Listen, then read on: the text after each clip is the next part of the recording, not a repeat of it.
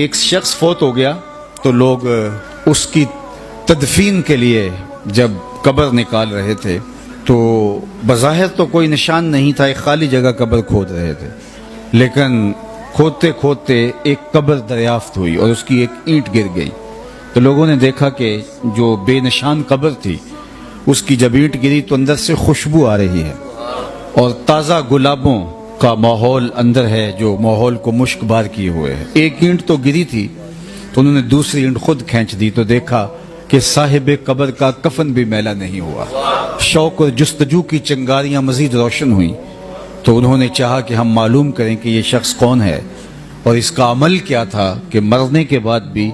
اس کا کفن بھی میلا نہیں ہوا، جبکہ قبر کا اوپر سے نشان تک مٹ چکا ہے، نہ جانے کتنی پرانی قبر ہے۔ لوگ ڈھونڈنے کے لیے نکلے تو خیر اس کی بوڑھی بیوہ مل ہی گئی، اس کو انتقال کیے ایک عرصہ گزر گیا تھا لیکن اس کی بیوہ بھی موجود تھی۔ اس کو کہا کہ یوں ہم نے تیرے شوہر کی قبر سے خوشبو پھوٹتی دیکھی ہے اور اس کا کفن بھی میلا نہیں ہوا، ہم پوچھنا چاہتے ہیں کہ تمہارے شوہر نے کون سا نیک عمل کیا، اس کے معمولات زندگی کیا تھے، تاکہ ہم بھی اس کا تتبع کر کے اپنی زندگی میں اور اپنی قبر میں چراغاں کر سکیں۔ تو اس نے اپنے ذہن پہ زور دیا اور کہا کہ میرا شوہر کوئی پڑھا لکھا شخص نہیں تھا، عام سا مسلمان تھا، وہ تو قرآن مجید بھی پڑھا ہوا نہیں تھا، لیکن ایک بات مجھے یاد آئی کہ فجر کی نماز کے لیے جب وہ مسجد میں جاتا اور نماز کے بعد نمازی قرآن کھول کے بیٹھ جاتے تو اس سے بہت تکلیف ہوتی کہ کاش میں بھی قرآن پڑھا ہوتا تو میں بھی قرآن کھول کے بیٹھتا، قرآن پڑھتا، تو یہ بوجھل قدموں سے واپس گھر آ جاتا اور طاق پہ رکھے ہوئے قرآن مجید کو اٹھاتا، اس کو کھولتا اور چومتا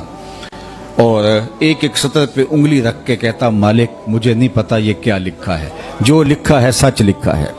پھر دوسری سطر پہ انگلی رکھتا کہتا مالک یہ بھی حق لکھا ہے۔ پھر تیسری سطر پہ انگلی رکھتا مالک مجھے نہیں پتا کیا لکھا ہے، جو لکھا ہے سچ لکھا ہے۔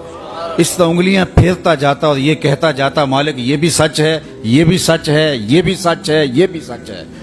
کہا اس کے بعد اس کی آنکھوں میں آنسو ہوتے اور وہ بند کرتا اور طاق پہ رکھ دیتا، یہی اس کا معمول تھا۔ آج اس کی قبر میں چراغاں ہیں، اس کی قبر میں خوشبوئیں پھیلی ہیں، قرآن سے اس محبت کی وجہ سے۔ مجھے بتاؤ جو دن کے اجالوں میں اور رات کی تنہائیوں میں قرآن پڑھتا ہے اللہ اس کی قبر میں کتنی روشنیاں فرمائے گا۔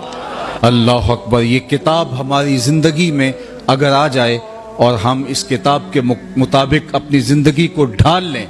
تو کوئی وجہ نہیں ہے کہ ہم دنیا کی غالب قوم نہ بن سکے۔